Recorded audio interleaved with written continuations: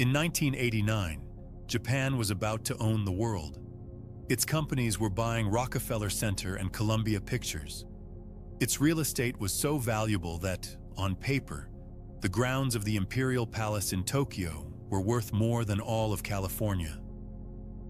Its stock market had risen for 30 consecutive years. Japanese management was studied in business schools on every continent. Economists spoke seriously about Japan surpassing the United States as the world's dominant economy within a generation. Within 3 years, the dream was over, and it has not fully returned. What happened to Japan is not just one of the most dramatic economic stories of the 20th century. It is a precise map of how nations rise, overheat, and collapse, and why the mechanisms that produce a miracle almost always contain the seeds of the disaster that follows. Welcome to Untold Financial History, where money, power, and history collide. And nothing is ever as simple as it looks. To understand Japan's miracle, you have to understand that it happened twice. The version most people know begins after World War II, in the rubble of a country that had lost everything. But there was an earlier miracle, one that the second miracle was consciously modeled on, and one that almost nobody outside Japan studies carefully. In 1868, Japan was a feudal society that had been deliberately sealed from the outside world for over 2 centuries. The Tokugawa shogunate, which had ruled since 1603, had banned foreign trade, forbidden Japanese citizens from leaving the islands, and executed those who tried. When American Commodore Matthew Perry arrived with steam-powered warships in 1853 and demanded Japan open its ports, the country's rulers realized with horror that they were military decades behind the West. 5 years later, the shogunate collapsed and a new government took power in the name of the Meiji emperor. What followed was one of the most deliberate and systematic economic transformations in human history. The Meiji government dispatched teams of officials to Europe and the United States with a single instruction: find out how everything works. Finance, banking, tax systems, railway organization, legal codes, military structure, everything. Germany's universal banking model was adopted. Belgium's central bank became the template for the Bank of Japan, founded in 1882. The French Civil Code shaped Japanese law. Prussia shaped the army. But here is the part that rarely appears in Western financial histories. The Meiji government initially financed this transformation by printing paper currency, the Dajokan Satsu. The result was severe inflation that eroded savings within a decade. The government then brought in Matsukata Masayoshi, a finance minister who implemented a deflationary program so severe that it destroyed tens of thousands of rural livelihoods, triggered waves of debt default, and concentrated landholding among a small elite. The deflation worked. The currency stabilized. Japan went from feudal isolation to industrial power in 4 decades. By importing foreign knowledge aggressively, centralizing financial control tightly, and tolerating enormous short-term social costs for long-term national capability. This was the blueprint. It would be used again. The second miracle began in the 1950s, in a country that had literally been bombed into rubble. After Japan's surrender in August 1945, American occupation followed. The great family-controlled industrial conglomerates, the zaibatsu, such as Mitsubishi, Mitsui, and Sumitomo, were formally broken up by occupation authorities. Their management networks were told to dissolve. But they were not really dissolved. Their banks survived. Their interlocking cross-shareholding relationships survived, where Company A holds shares in Company B, which holds shares in Company C, which holds shares back in Company A. creating a web of mutual ownership that no outside investor could penetrate or challenge. The Zaibatsu became keiretsu, different word, largely the same architecture. Into this architecture, the Japanese government inserted a new institution, the Ministry of International Trade and Industry, known as MITI. MITI did something no Western economics textbook would describe as capitalism. It decided which industries Japan would develop, in what sequence, at what pace. It allocated cheap credit through a mechanism called window guidance. The Bank of Japan told commercial banks how much to lend and to whom, not through interest rates, but through direct administrative instruction. Steel first, then shipbuilding, then automobiles, then consumer electronics. The yen was kept deliberately weak, making exports cheap for foreign buyers while keeping imports expensive for Japanese citizens. Domestic consumption was sacrificed for export accumulation. It worked with extraordinary speed. By 1968, Japan had the world's second-largest economy. By 1973, when the first oil shock hit and Japan imported virtually all of its energy, it recovered and restructured faster than any Western economy. By 1980, Japan's automobile industry had surpassed America's in volume. By 1985, Japan had become the world's largest creditor nation. Toyota, Sony, Panasonic, Canon, names that had become synonymous globally with quality at prices Western manufacturers could not match. And then came the Plaza Accord. In September 1985, finance ministers from the United States, West Germany, France, Britain, and Japan met at the Plaza Hotel in New York. The meeting was engineered primarily by the Reagan administration, which faced intense pressure from American manufacturers being undercut by cheap Japanese imports. The outcome was a coordinated agreement to intervene in currency markets to weaken the US dollar against the yen and the German mark. Within 2 years, the yen had roughly doubled in value against the dollar. For Japan's export-dependent manufacturers, this was devastating. Products that had been competitively priced in American markets suddenly cost twice as much in dollar terms. The export engine that had driven 30 years of growth began to stall. The Japanese government and the Bank of Japan responded with the policy that would eventually destroy everything.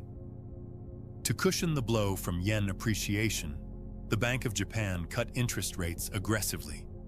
From 1986 to 1987, the official discount rate fell from 5% to 2.5%, the lowest in Japan's modern history at that point. Cheap money flooded the economy, but it did not go primarily into new factories or research. It went into assets. Land prices in Tokyo, Osaka, and other major cities began rising at rates disconnected from any rational calculation of rental income or economic utility. By the late 1980s, the total assessed value of Japanese real estate exceeded the total value of all real estate in the United States, despite Japan being roughly 4% the size of America by land area. The stock market, the Nikkei index, rose from approximately 13,000 in 1985 to its peak of 38,915 on the last trading day of 1989. But here is what almost no one discusses when they tell this story. Japan's major corporations had discovered something called Zaitekku, a Japanese coinage combining finance and technology. Companies like Toyota, Sony, and Matsushita were generating reported profits not from manufacturing, but from speculating in the very markets inflating around them. They borrowed at low rates, purchased stocks and real estate, and booked the paper gains as earnings. Some major industrial corporations were making more money from financial operations than from actual production. At the peak, Japanese banks had lent against collateral, land and shares, that was itself inflated by the lending. Rising asset prices justified larger loans. Larger loans inflated asset prices further. The feedback loop had no natural ceiling. The Bank of Japan, under significant pressure, finally raised interest rates in late 1989. On December 29, 1989, the Nikkei closed at its all-time peak. By August of 1992, it had fallen to 14,309. A collapse of roughly 63% in under 3 years. Land prices followed, more slowly, but just as devastatingly, falling for 15 consecutive years in many Japanese cities. The banks that had lent against inflated collateral now held loans that could not be repaid, secured against assets worth a fraction of their former value. Rather than acknowledge these losses, which would have triggered insolvency for some of Japan's most important financial institutions, banks kept the bad loans on their books, continued rolling them over, and refused to force struggling companies into bankruptcy. These came to be called zombie companies, businesses that could not survive without continuous bank support, continuing to absorb credit that could have gone to new ventures, new technologies, new industries. The financial system was technically alive while being economically paralyzed. Japan called the period that followed the lost decade. When it did not end, the lost 2 decades. The Nikkei did not return to its 1989 peak until 34 years later, in 2024. Sound familiar? Because here is where the Japanese story stops being distant history and starts being a mirror. Think about what created the Japanese asset bubble. Interest rates held artificially low to cushion an external shock. Cheap credit flowing into asset markets rather than productive investment. Real estate prices disconnected from any rational calculation of income. Corporate balance sheets inflated by speculation.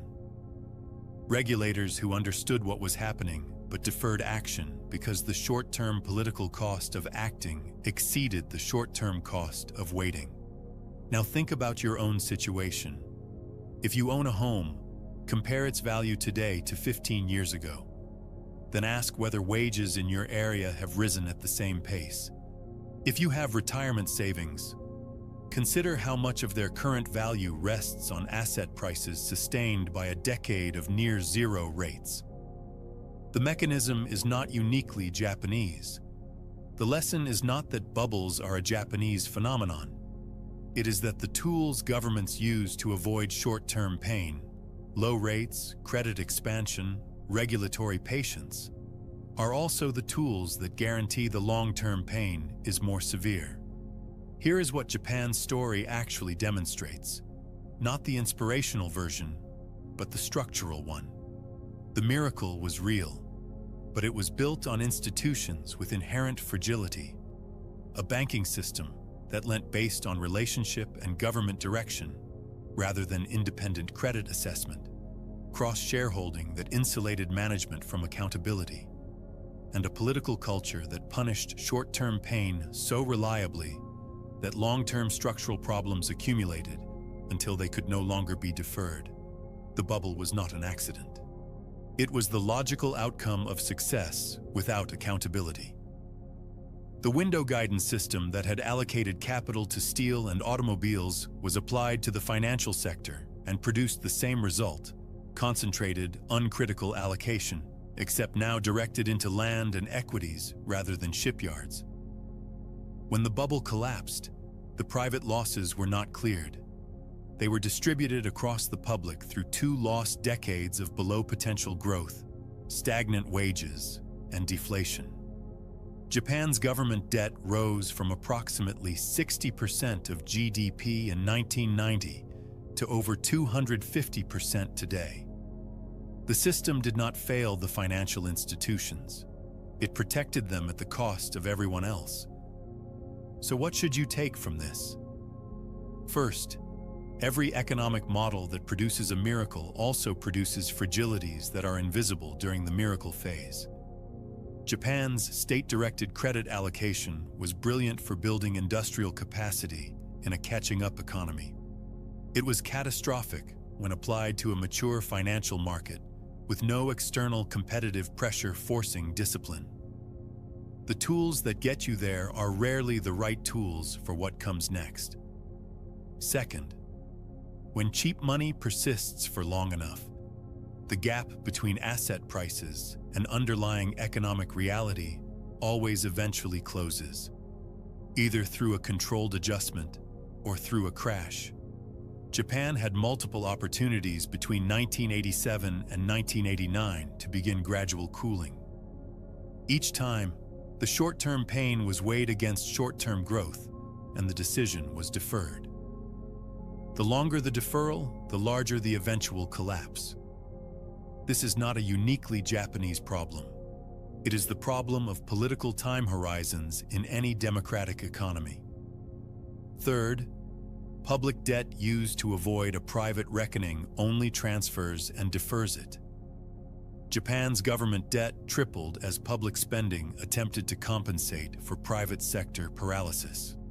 The underlying structural issues, zombie banks, unproductive corporate allocation, demographic decline, were managed around but never resolved. 35 years later, Japan carries the highest government debt ratio in the developed world. The bill was not canceled, it was transferred. Fourth, preserved failure is more dangerous than visible collapse. The most damaging consequence of Japan's crisis was not the initial crash. It was the decade of prevented failure. Banks that should have been restructured, companies that should have been wound down, capital locked into sustaining the insolvent rather than funding new ventures. Innovation was crowded out not by destruction, but by the refusal to allow it. Real wealth is not what your assets say during a bubble. It is what remains when the promises inflating the bubble have been repriced against reality. History doesn't repeat, but if you don't understand it, it will crush you all the same. If this gave you a new perspective, hit subscribe. This is Untold Financial History. I'll show you where to look.